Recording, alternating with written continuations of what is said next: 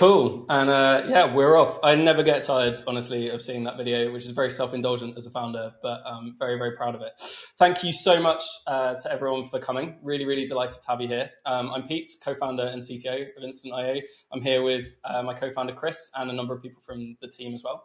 And yeah, we're really, really excited to have launched On Call. We're super excited as well to tell you more about it today. And yeah, I guess a little bit about what we're going to be covering. So today we're going to do a little bit of background on why we've built On Call. I think it's kind of interesting for a company that we didn't start in the paging space to talk about why we've now entered that market. We're also going to cover a demo. Obviously, we want to show a lot of you like what we've actually built. I know many of you are existing customers and maybe you're interested, or maybe you're not an existing customer and you want to see what the future with Instant.io might look like. And so we want to give you that as well. Then I've got a couple of folks from the product team here. We're going to give you a bit of background on what it's been like building this behind the scenes. And also, importantly, a bit of a sneak peek about what's coming next.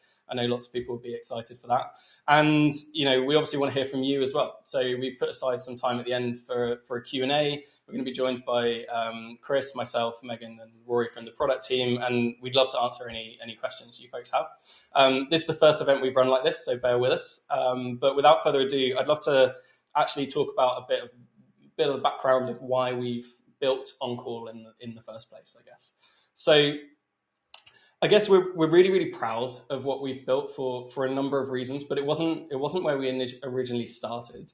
The place we originally started looked a little bit more like this. And I'm sure like for many of you, this will feel quite familiar. It's the kind of, 3 a.m. chaos when you wake up and there's a myriad of tools and processes and people, everything's a little bit on fire, nothing feels well coordinated, communication's gone down the toilet. Like, obviously this isn't what we aim for, but this is kind of where we inevitably often end up finding ourselves. And for Chris and Stephen and I, we were no different. And I think the ways we've tried to solve this in the past in our roles as kind of senior engineering leadership have always been, maybe a document or like the inevitable flow chart that emerges. We've had, some homegrown tools. Like I built one in previous companies. Chris built one that was kind of a lot of the I guess like early inspiration for what is now Instant.io. And we see this like time and time again, like going into particularly like larger enterprise customers, there's always a diagram, doesn't look necessarily exactly like this one, but there's always something like this that we find, or a tool behind the scenes. And, for us, this was then so obviously the place that we should start. This is the key pain point, this kind of response world of communication and coordination. And so this is where we kind of, kicked off the Instant.io journey, as it were, and set out to solve this and go like, how can we, make some of this a little bit more smooth and streamlined and automated? So we introduced Instant.io, and the goal was really to make those first sort of 15 minutes, 15 seconds. And I think we've done a really good job of that. We've built this thing that sits at the center of instant response for hundreds and hundreds of customers, ranging from small startups to massive enterprises that honestly you could never have dreamed we'd work with when we started. And it went really well. And the thing that started to happen was they started to pull more from us. So it was kind of, response is fantastic, but with all this data, like, surely you could give me more insights. And the answer is yes, we absolutely can. And so we built that into the product and started to kind of be able to tell you more about the way your organization really works as a result. And the other thing that was very interesting was we started to have other products pulled from us. So we started, as many of you may know, and if you don't, kind of here's a bit of background, integrating with lots of partners. So paging products and status page products on the market in particular.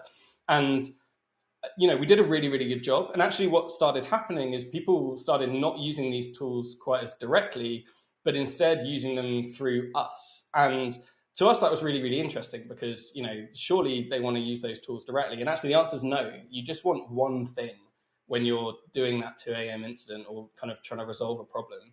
And actually more than that, what we got was, we love this response product. Like, have you considered just building, paging and status pages directly into Instant.io? And the answer is yes, we definitely had. Like, the response world was never the end goal. And so it was always going to be a question of timing. And so we started with a status page product. We built that about around a year ago now. And at this point, I think probably, somewhere between, Chris, keep me honest later, but like 40 to 50% of our entire customer base now use that daily to kind of keep their customers up to date when an incident's happening. And hot off the heels of that, paging was the next thing on the list. And so we had, I think our number one customer feature request ever was like, please, please, please, can you build an on-call product? And it's kind of, I guess, for some of our customers and some of you in the audience probably thinking this, it's like a bit confusing as to why we didn't. And the answer is we just didn't feel ready, right? We wanted to really, really own and understand this response space. We wanted to own and understand status pages.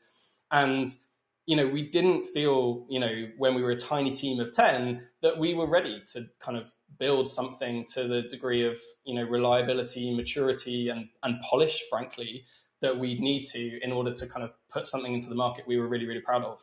If you wind back to about 10 months, maybe 6 months, like that all changed for us. And, us as a business were doing really well. We were really happy with the product that we were shipping, and we felt it was time to kind of expand into a new domain, and hence, span up some teams behind the scenes to build On-Call. And we've been doing that sort of quietly in the background, not making a huge amount of noise about it, and now reached the point where, we finally get to show everyone what we've been up to. And the early reception has been really, really positive. I think, feedback like this from customers, this was from one of our larger customers who moved over a couple of weeks after we'd launched, I think really speaks volumes to what the team have achieved. And this is what we want, right? We think the market's a bit stagnant. We think there's been a lack of innovation, personally, and I'm sure many of you feel that. And to hear this from customers after just a couple of weeks is really, really reassuring. And then the other thing that I've really loved to hear, and I'll close on this, is kind of the level of polish and attention to detail that the team have put into this has been really, really exceptional. Like, we really pushed them and they've responded so well. And so whether you're a user of Instant.io or potentially going to be using Instant.io, one of the things you'll see is that the level of attention to detail and care we put into the user experience really, really matters to us. And On-Call was no exception. But rather than listening to me tell you that, probably more effective to just kind of show you around the product a little bit. And for that, I'm going to let Chris take the floor and show you what I know you've all been waiting for the last 5 minutes. So I'll back out, and Chris, over to you.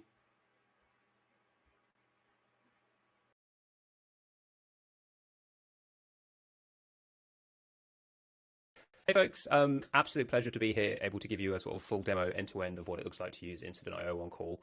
I will confess straight away that I'm not technically here right now, so this is a pre-recorded demo, but I am going to do it all in one take, no sort of messing around with editing. And the reason for that is my kids are off on vacation, and the risk of live demo plus the potential they might bust in and ask me to unlock an iPad or get them a drink or whatever else felt a little bit too high. The benefit of all of that is that I'm actually still here in this event, so if you have any questions as I'm going through, feel free to put them in the chat. And so whether that is sort of, I've confused you with something that I'm showing, or I haven't shown you something and you're curious if we do that, fire them away between me and the other folks here. We would love to sort of get the answers back to you as soon as possible. Right, we have a lot to cover, big cross-section of things. What I would love to walk through today is sort of an end-to-end slice of setting up Instant.io On-Call, alerts as well, and show how that all flows through into the mobile app that you can see on the left there, and the whole kind of like experience of using Instant.io from first alert firing right the way through to you landing in the incident channel and then kicking off your response. Obviously there's a lot in there, so let's dig in. Right, I'll move myself out of the way. Now, I guess where we're going to start is with the on-call side. So we're going to set up a schedule for a new team. First of all, we'll then create an escalation path, which is sort of the way to sort of make sure that you have the right layers of people got hold of there. And we'll do that all first. So schedules. These will be very familiar if you're used to any other paging provider. We're going to create one called engineering. It's a small org, let's say, so they just have this engineering organization, and I'm going to add myself. I'm going to add a few other people here onto the rotation, and you can see that I have 4 people here now. In fact, let's add a 5th just for fun. So scroll down and you'll see, if I move my face out of the way, that we have this schedule down here, which is now rotating weekly and sort of looping through all of the people that are here on this schedule. Loads of customization you can do on these schedules. So if you want to have it working daily, you can do that. If you want to have it on some custom thing where you've got intervals or 5 days on, 2 days on, whatever it is, we're pretty flexible around how that stuff works. I will leave this as weekly for now. Now, one thing that is really cool about Instant.io that I think is markedly different to other providers is that we don't constrain a schedule to be one person on call at a given time. So there are a few ways that you can support multiple people being on call. So first of all is concurrent shifts. So let's say that I want to go, pairwise, the top two people, then the next two people, and then the next two people on call at the same time. I can do that literally by changing one thing there, and you'll see that we now iterate through the list, sort of like it's me, then Aaron, then Katie, then Lawrence, then Lucy, then me, then Aaron, then Katie, and so on and so forth. And so you get this nice way that you can immediately set up pair on call here. The other options that we have is adding additional rotas here. So for us, a schedule is decomposed into multiple layers called rotas, and rotas you can have many rotas all existing at one time. So let's say, for example, that we want to have a second rota here that is set up, and it is for a shadow person to pick up. And maybe we don't want anyone to be like default on call there, but what we want is the option for that layer to exist, so that someone could go, hey, do you know what? I just want to take a few hours to shadow during working hours today, and they just pop an override on that layer, and they will then be there. So two things interesting there. One, two rotas in existence at the same time. Two, you can just have nobody on call, which is something that's been a frustration for me for a great many years using other paging tools. So that is basically a quick walkthrough of what schedules look like. A lot of configurability you can do here. So whether it's like shadowing, follow the sun, all of that stuff, all very, very much supported.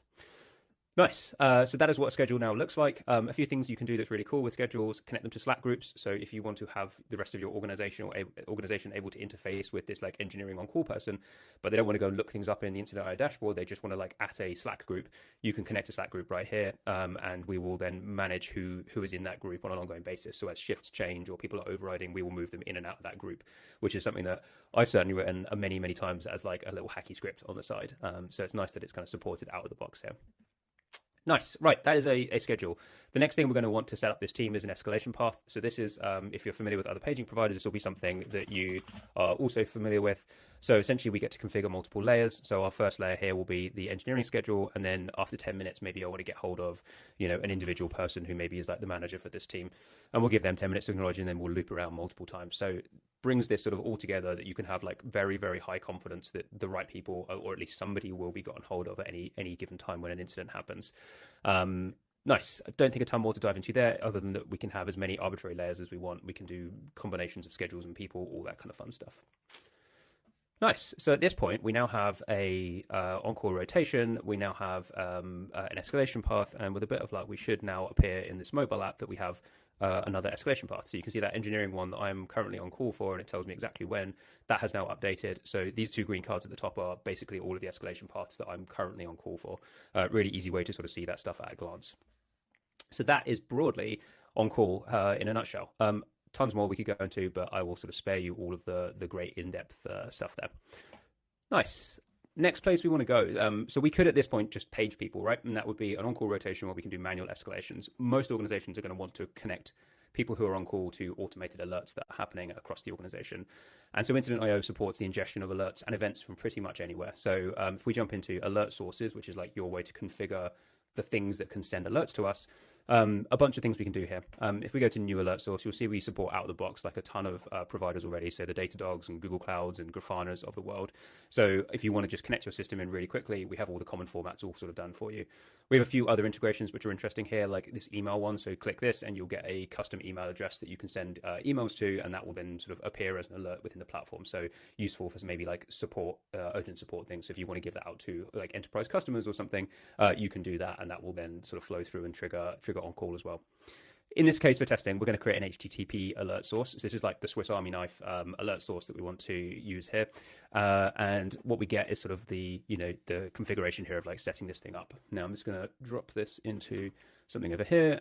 I'll nab this bearer token as well. And so I can now, if I look at my terminal, hopefully fire an alert at this. So hopefully we should receive an alert on the side here. If it arrives, which it has now. And so now we've sort of sent a test alert. So we have confidence this thing is now kind of connected up correctly. Now, let's have a look at this. This is now where we get to set up this alert source. And you'll see a few things have happened by default. So first of all, every alert that comes into the platform has a title and a description. And maybe taking one step back actually on alerts right now, what are we trying to do here? So for us, the whole point of using alert sources and configuring them in the way that we're about to show you is to take the messy world of JSON and to sort of make the point at which it comes into the Internet.io platform the last place that you have to interact with that. And then within our platform, what we want you to be able to do is just look at nicely formatted alerts where we've pulled all the structure out of those alert payloads that you care about. And so that is what we're trying to do here with this configuration of this alert source. You'll see we have like messy JSON on the right-hand side here, which is sort of, the raw event that we want to get in. And what we've done is we pulled out the nice bits of that. So if an alert arrives now, you'll see we have a nice title in it. We would have the description that comes through, which is more details there. Now, one thing that we let you do with alerts is configure what we call attributes. So this is essentially your way of being able to say, these are the things that I care about on these alerts. And you can sort of structure essentially the bounding box of what an alert is as it's passed around in the Incident.io platform. You can add tons of things in there. And essentially the job here is now, like, can we sort of parse this alert payload into those attributes? So you'll see them down here. We have these custom attributes that I've set up. Lots of deep configuration behind the scenes you can do here. So I'm going to sort of spare you all of the details. But in this case, I'm like, well, I have functionality, service, and team tagged on my alert source here. And what I want to do is sort of parse those out of the payload every time we receive an alert, and be able to sort of trigger that into the actual payload that gets passed around. So let's choose functionality. I can just click on this one here, and I can say I want to parse that into this functionality thing. And what we have here is it will sort of pre-select the JSON to get that out of the payload, put it in there, and if I hit update now, what we have is this like expression that will parse that data out. And you'll see in this alert preview, we've now got this like nicely formatted login functionality tagged on this alert. And I can do the same for service and team here. And you'll see that these now are all sort of updated. Loads behind the scenes that sort of goes into details of this stuff. The fact that these are all kind of colored boxes tells me that they're all linked to catalog entries behind the scenes. Too much to go into right now, but suffice to say, we now have an alert source that is configured to receive alerts from a sort of an HTTP interaction and parse out all of this nice data from them. Now, the next thing we need to do here is like connect these into a route. So alert routes are essentially our way to say, well, when an alert is received, what do you want to do with it? Now, for HTTP alerts, I want to select this one here. I want to say this is going to be called my HTTP alert route. I'll hit continue, and now I have a bunch of options I can do with this here. So first of all, I can apply whatever filters I want to this. So if I want to scope this down and say maybe only want to ingest alerts where the title contains foo, I could do that, and I would have a filter there. I'm going to leave this so that it has everything. We can then group alerts as well. And so we have a bunch of optionality for like how you want to group alerts. So whether that is by time window, so time-based grouping, content-based grouping, which we can also then do here. So we could say, for example, we want to group these by team. Now that will mean if we have alerts that come in to one team and then they're sort of interlaced with other team alerts, we will fork those in two separate places in this route. So you can sort of handle them differently here. Lots of functionality we can get into, but too much for right now. Now, this is how we choose what happens with this alert route. So we receive an alert, we sort of filtered it and grouped it. Now, what do we want to do? In this case, we're going to create incidents. So we'll say we want to pull the description out of the alert, and that will be the default thing that goes in here. Alert fired with this description. And you'll see that we sort of have an incident will get created with some sort of bootstrapped data in it. Lots of configurability about how incidents would map there. Now I can sort of do some interesting things like pulling out. So we have like incidents can have custom fields, which is ways to attach like metadata to them. And I can pull that metadata out of the alert that comes in. So let's say I want to tag the functionality on this alert. I can jump in. I want to tag the functionality on the incident by pulling it out of the alert. Now what I can do here is I can say functionality, we should pull that from alert attributes functionality, which was that configuration we set up on the alert source. I can do the same here for other things like team and service. So I'll pop those in now. And service, and you'll see that we've now got sort of the bare bones of like an incident now getting created, pulling some data out of the alerts, everything sort of nicely flowing through. I also want to escalate these alerts, so I'm going to say I want them to also, whenever I receive an alert on this route, I want it to create an incident and I want it to page me directly. And so this will be what makes my phone hopefully make a noise when I show you in a second. Nice, and that is now alert source configured. It is now alert route configured. We have sort of the whole bare bones of an end-to-end incident and paging solution sort of ready to go. So if I come back into here and just resolve all of my alerts, hopefully we should be able to show you end-to-end what it looks like to actually fire an alert, have it routed to me, have it come to my mobile app, what it all looks like end-to-end for you. So cross your fingers, pray to the demo gods. Let's fire off an alert.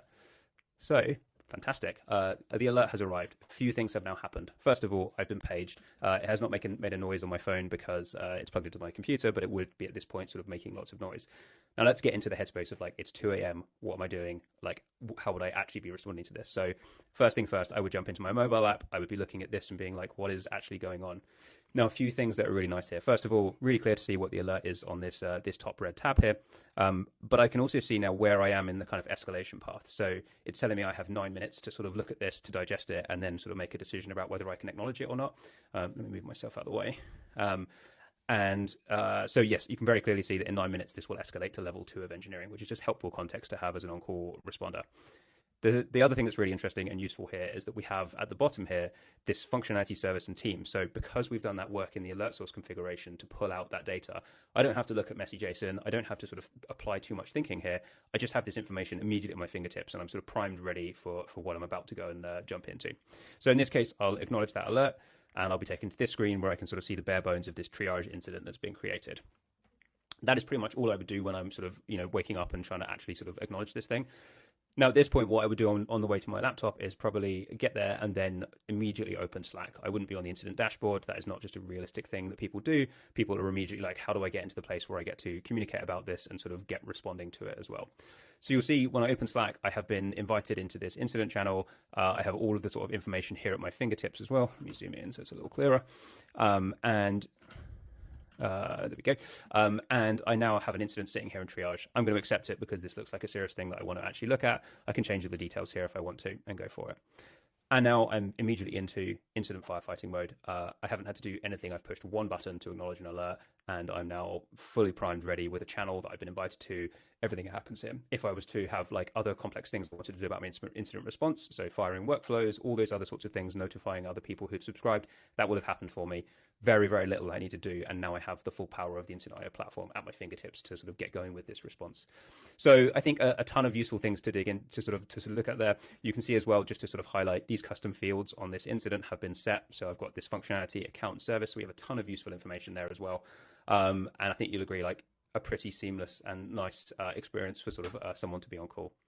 Right, I think that pretty much covers everything. I think I'm probably just about okay on time. As I said, throw any questions you have into the chat. We would really, really love to answer them.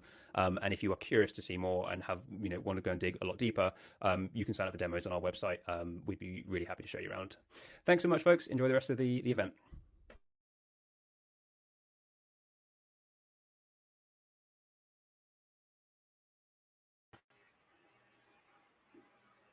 Cool. Thanks, past Chris. Promise we also have real now Chris in the chat, and he'll be here to answer some questions in a bit as well. I think, I just like personally really, really cool to see that every time. I think we've had 3 years where essentially the demo that I would do at a conference starts like where Chris basically just finished. And it's really, really awesome that we can now flow straight through from something going wrong to phone to the, I guess, original OG incident experience. Anyway, I'd love to, at this point, bring up Megan and Rory from the product team. So these are the folks that built what you've just seen, or, folks part of the team that have built what you've just seen. And I guess I've got some questions for you guys, but before I dive into those, would love to maybe just hear from each of you for the benefit of everyone here in the audience, like a bit about yourselves and I guess your journey into the last 6 months of building OnCall. Maybe Megan, do you want to kick us off? Yeah, I thought you were going to give me credit for getting some engineering chops, but that hasn't happened yet. So I'm Megan. I'm one of the PMs at Incident.io. I was the first PM way back when, so I've sat across multiple teams here, but have been sitting on the on-call team since about mid last year. So excited to talk about it. Cool. I can go next. I'm Rory. I'm a product engineer and the technical lead on the on-call team. I respond to incidents myself and have been working as an engineer for several years now. So it was quite a nice experience to get to like build this product that you know so familiarly. Hi. Nice. Yeah, I particularly enjoy it. I think the fact that Rory's here and hasn't gone totally insane, having heard, I think you've been paged probably more than anyone else I know at this point with all the testing that you've done. So thanks for rocking up. Maybe picking on you first, actually, Rory. So I guess we spent the last 6 months sort of planning for launch and kind of really desperately trying to make sure that there were no surprises. And I think we avoided all of the surprises that we'd have not wanted to happen. But has anything actually surprised you post-launch? So I guess like it was all behind the scenes. We kind of hoped like it would be received well, but we didn't really know. So I guess for you, it's been as much of a journey as it has been for me and the customer base. So yeah, has anything surprised you post launch? Now it's in the wild. I don't think anything crazy. Like before releasing this, like we've been keeping it under wraps, but we worked with quite a few customers of ours that were like agreed to be design partners or sort of beta testers of the product. So they gave us a lot of early feedback. We use the product heavily ourselves, so we had a sort of intuition, and people have worked at other companies where they've worked on on-call or used an on-call product themselves. So we had some intuition about it. I think some stuff that was quite cool. We spent a lot of time like your heads down focusing on like the sort of foundations of on-call, and you're thinking about schedules, escalation paths, alerts, alert routes, and these things take a long time to build. And it wasn't until right at the end where we got to build some of the stuff that we just really wanted to build, like syncing Slack groups, which Chris demoed a second ago, or just like announcing shift changes to Slack and things that seem quite simple, and in the timescales of what we were working on, like took us next to no time at all. But you realize once you start shipping it to people, they tell you like, oh, we've been trying to build this ourselves and it's been a pain, or we've not had this because it's just a pain to build and maintain. So it's actually some of the simple stuff when you think like, why has no one done this yet? That was quite fun to build and to hear feedback about. Yeah, there's a surprising amount of that as well. I think there's always a bit of a question of kind of how much value would really be left on the table. As in, would customers basically say like, oh, it's nice, but like, you know, our existing provider actually does everything we need it to do, and obviously we didn't believe that, but it's kind of nice to have that validated so quickly. Although you need to be careful if you keep saying you build things really fast, you'll just get more and more requests to make Megan's life difficult. But I guess on the subject of feedback, Megan. So I guess as a PM, your job is to kind of balance the kind of deluge of feedback that we get both internally and externally, because obviously we dog feed our own products as well. I guess, you know, now we're in the open. How is that feedback starting to influence product plans looking forwards to like, you know, Q2 and the rest of the year?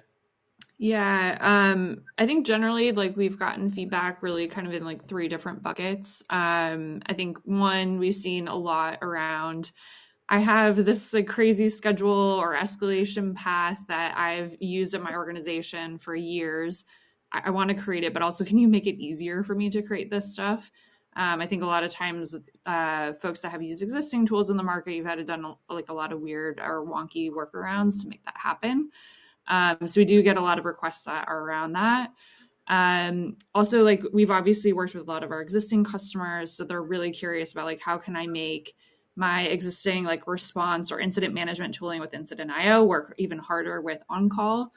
And then we also have like feedback, not really feedback, more like questions around reliability. Obviously, like our product being a reliable paging solution is super important. So we've gotten a lot of questions there. But essentially, like how this influences our product plans, like this is not different from any other product that we have at Incident.io. We really care about what our customers are asking for and what they need. So we're following where their major pain points are first and foremost. And then also like there's plenty of stuff that like we want to build, like how we want to make this work better. Especially like we haven't obviously launched with everything we want. No one does. Otherwise it would probably be like years and years until you get there. So like especially want to be able to prioritize stuff around how do we make the experience better from like you getting paged to then you mitigating an issue and then going into post-incident world. So there's plenty of stuff that we want to do with our existing solution and make that feel even better. But yeah, it's really like letting the customers really drive where they want the product to go, which is not unique for product or like anything else in incident. Yeah, makes tons of sense. And I think, yeah, I honestly like quite surprised by the amount of feedback we've got and the amount of pull we've had so quickly. I think sort of, you know, obviously you hope that that's what's going to happen, but I was quite surprised that that's what did happen. And we kind of had, I was expecting, you know, maybe like a month of slow burn, like people turning up, and we ended up with, you know, hundreds of people through the door in the first like 5 days. I think we'd completely rewritten our like feedback triage process within about 72 hours because there was way too much. So both sorry and thank you for that, Megan. I guess, Rory, like one thing Megan touched on that I think I've seen a few questions coming in on Q&A actually as well. So I'm going to hold some of those to the end. And if you haven't asked questions in Q&A, please do. I can see a bunch of them coming in. But I think one that would be worth talking about now, particularly for you, is around like reliability. So obviously like the technical side of this, and, you know, with paging being super critical to like, not just us, but all of our customers, especially, like what what kind of stuff have we done to ensure that we're as reliable as we can be for those people who rely on us when essentially like they're having their worst day? Sure. Yeah, this is something that we take very seriously. We've invested in like the existing product and sort of doubled our efforts and doubled down on that in the on-call product. One of the sort of key things we do to make sure that the system is running healthy is we run what's called a smoke test, which is like, imagine you're a new organization and go and set up all the different things that you need to be on call. So that's like setting up schedules, like onboarding users, creating alert routes and connecting them to third parties. We go through all of that process right up to the point where we're like paging someone and they have to respond to an incident. We run that continually every minute in multiple different environments. We run it in production environments, we run it in our staging environments. People can run it in their development environments as well. And we have this all set up so that this will alert us when this fails. So we're sort of always ready and always testing our system, so we know when things fail that we're gonna catch it, hopefully before you do. So we're really proud of that, and it's something that we're gonna like continue investing in.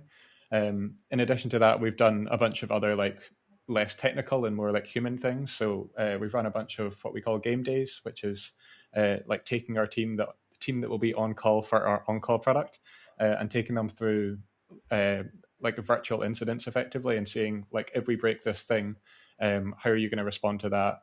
How could we improve on that in the future? So we'll like do it, try it, see what went wrong as part of that process, and then we'll like run a little feedback session and talk with one another about what we could have done better, and then we'll run the same process again and sort of learn from it and share learnings amongst the team as well as with the rest of the company.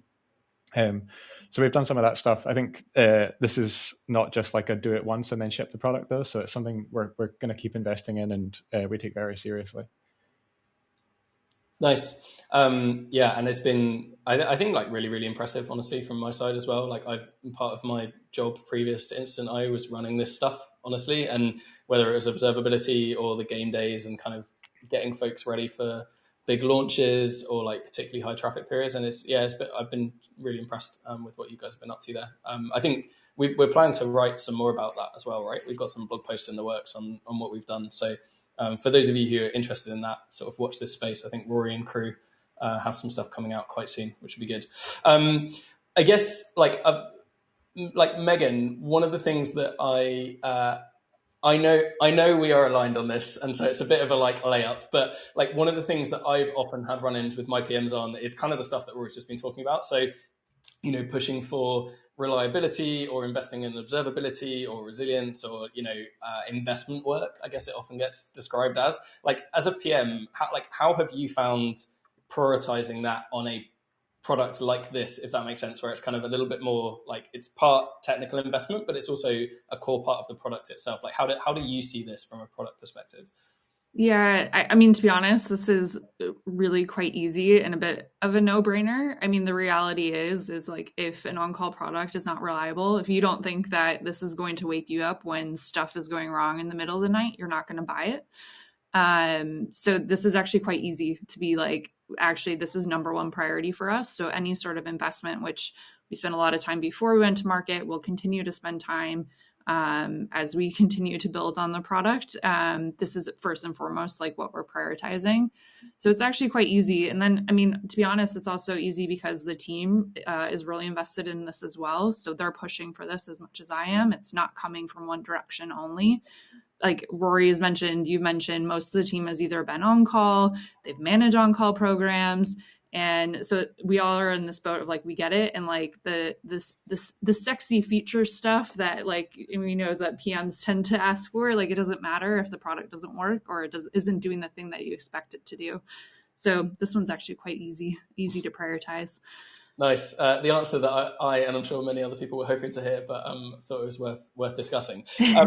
We've talked a lot about, I guess, the products we've built and sort of how we got here. I think what a lot of folks, I'm sure, are keen to hear about is where we are going next. So I think let's move on to that. I've got a few questions. Maybe so sticking with you for a second, Megan. So I mentioned earlier, you know, On-Call is just the latest addition to the Instant IO product suite. And one of the massive benefits that I think it has versus other providers in the market is that it's super tightly connected with all the other parts of Instant.io, like our response product, our insights products. Like how are you thinking about this, and how do you kind of see it evolving alongside the other products? Yeah, I mean, I think the thing is like we don't think of like your incident management program as just being like, oh, we wake you up and then like go figure it out. It's obviously like not the only piece that makes a really great incident management program. So we really want to make sure that like once we've woken you up, you know what to do next. You know where to go. How do you take action?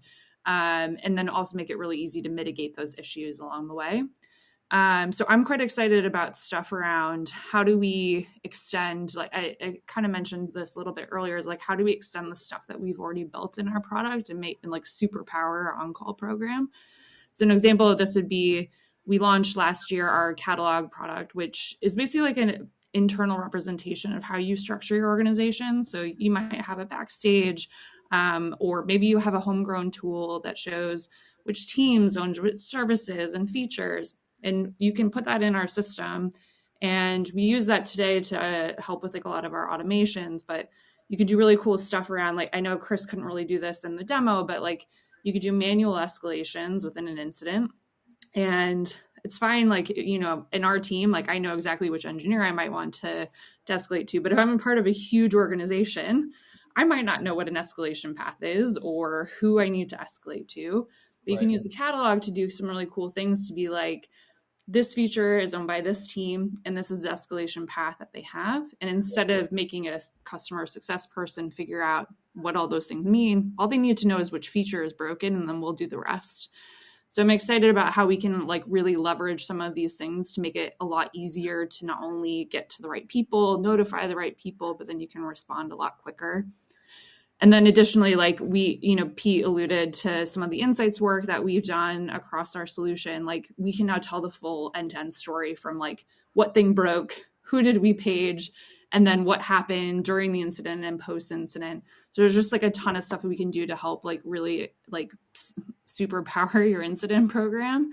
So I'm quite excited about how on-call really kind of complements the stuff that we're already doing today, and it'll just make it a lot nicer for folks. Yeah, the insight stuff in particular, I mean, sort of very selfishly, and I imagine actually less selfish in the context of this event, but it's kind of one of the things that for me as a CTO, I'm really, really looking forward to. I mean, I'm delighted with what we've already got, but I think, you know, a huge amount of the challenge of running like an on-call team. I was speaking to one of our customers the other day who ran an on-call rota, or a series of rotas, including like 100 SREs, 150 SREs, and just like the burden of that, especially if you include like, how do you calculate everyone's pay if you compensate for on-call, and like which teams are having a rougher time on their pager or their rotations right now versus others. Like that sort of stuff's actually quite hard to answer. And I imagine, you know, I've certainly always had like a spreadsheet. I imagine others are in the same boat, and it's just like, it's bonkers to me that that's how we've just operated for like, you know, the best part of a decade. And yeah, some of the stuff we've got planned there, really, really cool for helping, I guess, managers and leadership to run better like incident response, but also on-call programs and things like that. So yeah, watch this space. Rory, I would love to hear from you. Like, I guess like in the trenches, one of the problems that we've heard from customers, and I know we've had at Instant.io in the past as well, is around like alert noise or alert storms. And I know you've been doing some thinking about that recently. I thought it might be interesting to share a little bit of kind of what you and the team have been up to there as something that's coming down the pipe. Because I know particularly for larger organizations, the sort of, you know, bombarded by thousands of alerts, and trying to make sense of that is a particularly painful problem that I think we've got some good thoughts on. So yeah, would love you to share some of that if you're up for it. Yeah, sure. So there's a few things that we do already that I think are quite nice, and hopefully give you like a nicer experience than what you're maybe used to elsewhere. Which is, we give you this option to sort of group incidents together based on, or group alerts together rather, based on some like attributes of them. So for us, the way that we think about that internally is like, you probably want alerts to be owned by a team, and like when subsequent alerts come in and you're still dealing with a problem, like if it's the same team, then you kind of want to redirect that to one incident where that team can then triage it and work out, is this related, is it not? That's simple in like a simple case where you might just have one or two alerts coming in. Obviously, the case we're talking about here is like you have lots of things going wrong. We've built a couple of things there to like let you bulk manage these. So initially we'll start like sending a message to the Slack channel that you're chatting in saying like another alert's come in, another alert's come in. But if that reaches like a tipping point where you're getting loads and loads of alerts, we'll start like rolling these up into one Slack message where we'll just tell you like you've had 10 additional alerts, for example. Then on the like responder side, if you're getting paged, we won't page you for like each additional alert. We'll assume that you're already on your laptop and like dealing with the thing. So you get this option to like defer this for a little bit and give people some time to deal with it. And then there's tools to like bulk manage them and say, actually, all of these are related, all of these ones aren't. I think in the future, though, there's like a bunch of additional stuff we want to do here just to make this even better. Like right now, we're kind of focusing on what is experience like in Slack. But I think there's a lot more we could do in like our web dashboard, for example, to be like, just give me like the God mode view. Like I want to look down in all the alerts and be able to just like fan them out to the right places. Or perhaps the alternative is like after the incident's done, you've dealt with this and it's gone crazy. All these alerts fired is giving you like the tools and the insights to be like, how could you like better triage these in the future? And some of that's like us giving you suggestions about how you could reconfigure instant IO or maybe reconfigure the external tools that you're like sending us information about. But also like giving you like just better information about what went wrong and like rather than you having to scroll through loads and loads of alerts, it's like we give you like roll-ups about them and just being more helpful with all the data that we have. Yeah, I think that's key, right? It's like we have so much information and structured data. Like we should and can do some amazing things with that. I guess I've seen Q&A has been gradually growing. Thank you to everyone who has been asking questions. But I'm going to suggest that we kind of move over there in just a second. But before we do, I guess like Rory, Megan, if you were going to say like one thing that you're like super excited to see ship in the next month or two, maybe even sooner, given the pace that you guys are shipping at the moment, like what would it be? Maybe Megan, you first.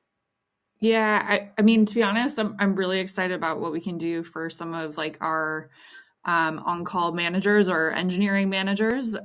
We've heard a lot about how can I like better like manage handovers for teams in between shifts, or like I have to create these really complex training programs to get people ready for on-call.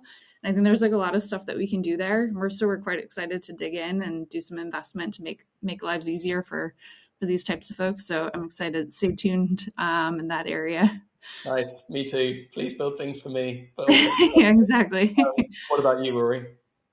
I think I'm quite excited about taking some of the AI learnings we've learned in the rest of the product.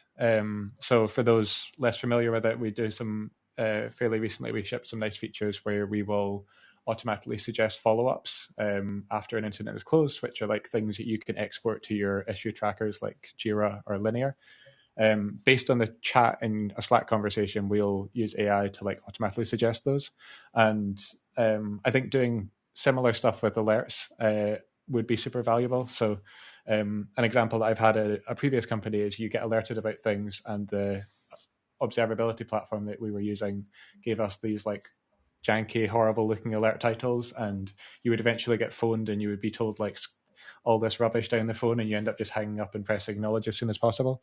I think it'd be really cool to take like pass that information into and all the information we know about what your alerts normally look like and like pass it into some AI model and get it to like give you a useful title for that human, which I think would be pretty cool. Nice. Excited to see all of that landing in the product very soon, hopefully. At this point, I'm going to suggest, I know everyone's been desperately waiting to see live Chris, having seen past Chris. So why don't we pull Chris up on, I guess it's not stage, on screen, and start working our way through Q&A. Chris, I particularly appreciate that you have made an effort to wear exactly the same jacket The level of that you wore for dedication. your Loom recording. Or maybe this is pre-recorded as well. Who knows? Yeah, if so, the synchronization here is off the charts, professional. Nice. I'm gonna jump straight in. We've had a bunch of good questions, and thanks to everyone that's been voting as well. Really helpful to know what people are most interested to talk about. John, I saw you go in really early with alert sources and new relics, so maybe we could talk about those briefly for a second. And I think Megan, we'd probably make John very, very happy. Do you want to maybe answer his question directly and then talk a bit about what's coming up next as well? Even though it's gonna seem like John, like I teed John up for this question, I promise we didn't. We actually just shipped New Relic as a new alert source yesterday, so it's quite exciting. But in terms of like alert sources in general, like if you want to keep up to date on like any ones that we're adding, like our changelog is a great place to reference. If you want some external way of seeing that, but like we're honestly adding new alert sources like every couple of days. So if you do have a request, please do share. We'll continue to add along the way. Nice. And I saw Brian asked a question on on-call analytics, or I guess kind of not. We could expand that, I guess, to insights generally, is I assume what Brian's getting at there. I guess, like Chris, when we started way back in the early days, like you've run big platform teams and you've run like many rotors. Maybe like you could answer this one, then Megan, maybe you could follow up with any insights you've had from customers on like what are the kind of things that we have repeatedly heard or you've repeatedly seen that would be most valuable when it comes to like insights around your on-call schedules and rotors? Like what are the kind of things that you think we should be building here, Chris? Yeah, good question. I think looking like before even like the schedules and the rotors, I think some of the stuff that is going to be incredibly exciting and that like I've been itching to get to, and I'm going to stand up and sort of promise this stuff and know that Megan will just have to deal with that, is I think like giving you insights on your alerts. That is a constant pain problem that I think every engineering team that is the recipient of alerts feels that, right? And the way this normally goes is, you know, if you're in a really good operationally minded team, they will end up putting loads of alerts around things like services when they ship them or make changes. And you sort of do all of that stuff with a bit of like a finger in the air of like, I think this is what I want to be alerted on. And then the first incident comes around and you end up getting like 20 alerts and you're like, okay, cool. Well, I've got far too many things going on there. I can't really think about what's happening, like act them all, move into my incident mode, which is like distinct from the alerting mode there, and go and deal with stuff.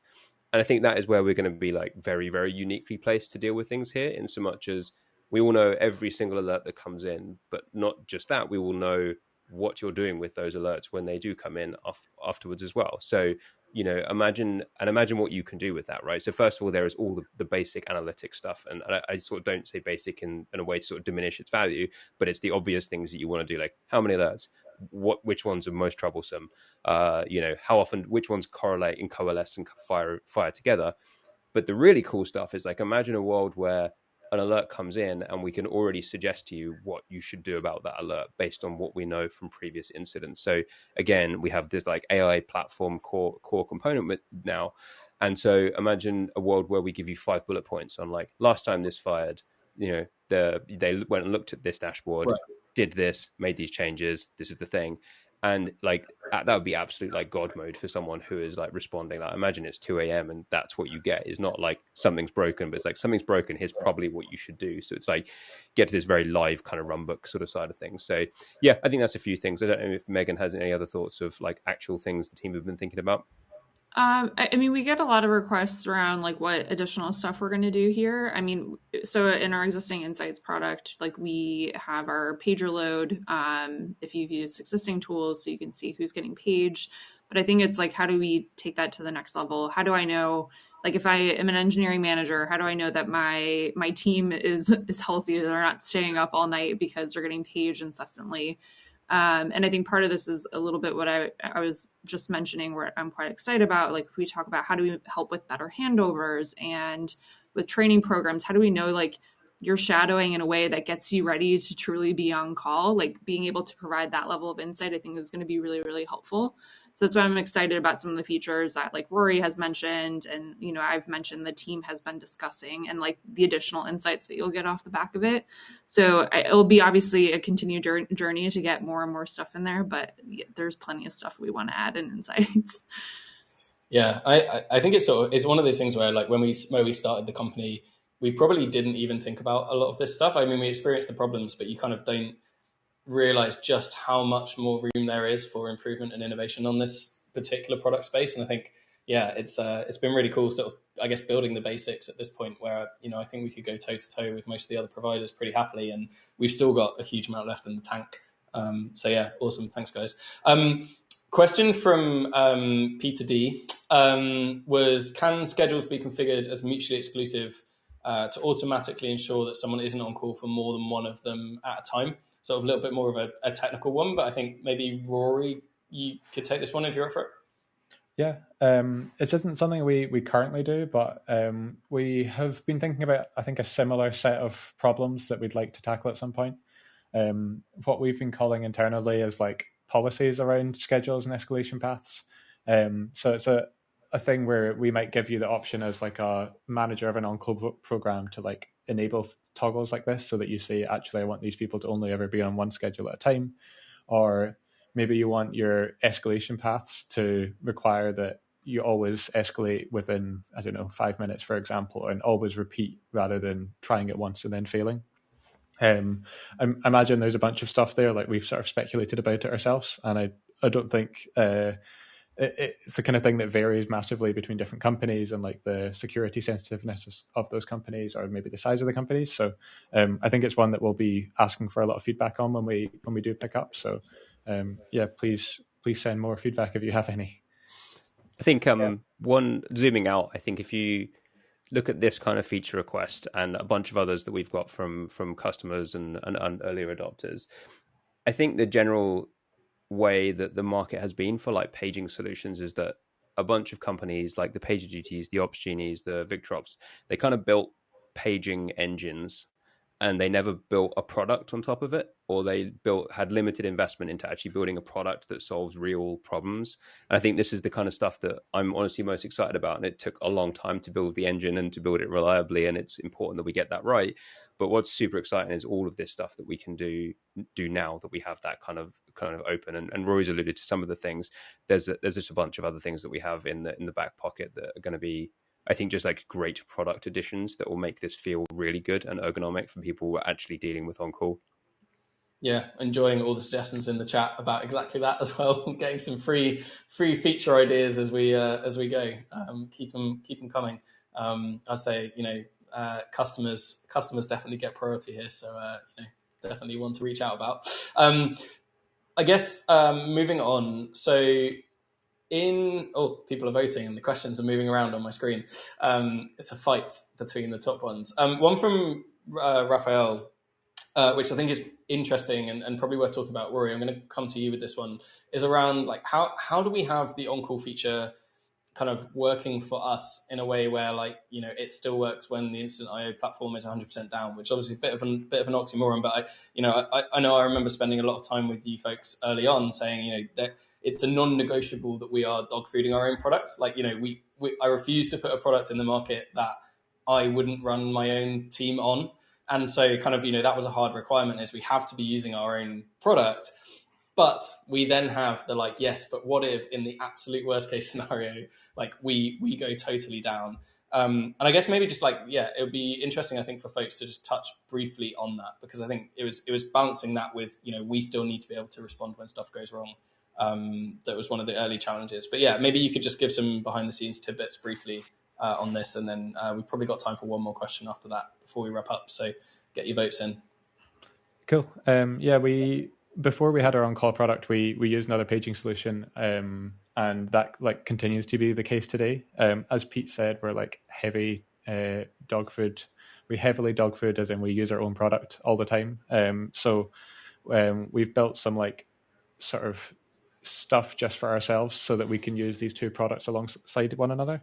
What that means in practice is the vast majority of the time internally, we're only ever using our product, and we'll do some stuff in the background to go and cancel the things happening in other products. But that stuff is all a nice to have. There's none of the critical path stuff goes through our product. So if our product was completely down, we'd have our observability platform would still speak to our paging solution, and we'd still get paged. So every engineer is still using basically two apps at the same time. But in practice, it means we only really use our own product unless stuff really goes bad. Yeah, in the absolute worst case scenario, you essentially get a phone call behind the scenes, and we puppeteer another product kind of behind the scenes as a fail safe. But I think sort of in the very early stages, maybe used that once or twice. I haven't ever seen that run since we've launched, which is awesome. So so far so good. Nice. We've got time for maybe one more question, and I'm just looking at the ones that have been voted up to the top. So okay, Terraform, always hard to get away from, especially in the SRE space. Everyone wants to Terraform everything. Let's end on that because I know we've talked about it very recently. Maybe Megan, if I come to you with this one, what is the timeline for Terraform support for defining all of the sort of escalation paths or policies, alert routes, alert sources, all those things? Like how much of that are people going to be able to control in code and when? Yeah, so we're first starting off by providing API and Terraform support for our scheduling portion of on-call. So that should honestly be coming out within like the next month.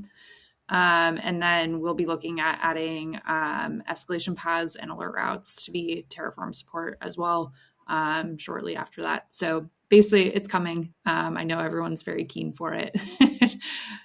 Nice, indeed. And yeah, I think that goes true for a lot of the rest of the API as well, for what it's worth. So if there are customers listening to this who have been waiting for Terraform and other things, I promise you it's coming. We're doing a big Terraform push.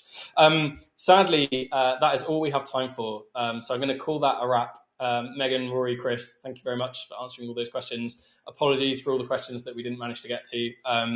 Feel free to kind of reach out to us and we can maybe talk about those on a call or schedule a demo specifically for you and we can talk about it there. But otherwise, thanks for joining. Hope you enjoyed this and hope it kind of went well from your side. If you've got any questions, we're going to be throwing up a QR code on the next screen, which is an easy way to kind of quickly snap that to go and get more information. There's also a little info tab next to the auditorium tab at the top of the screen, and there's some more ways to kind of get in touch and learn about on-call and things to go and read there as well. But otherwise, thank you very much. I'll wrap up because I imagine everyone has meetings to run to. And yeah, have a fantastic day.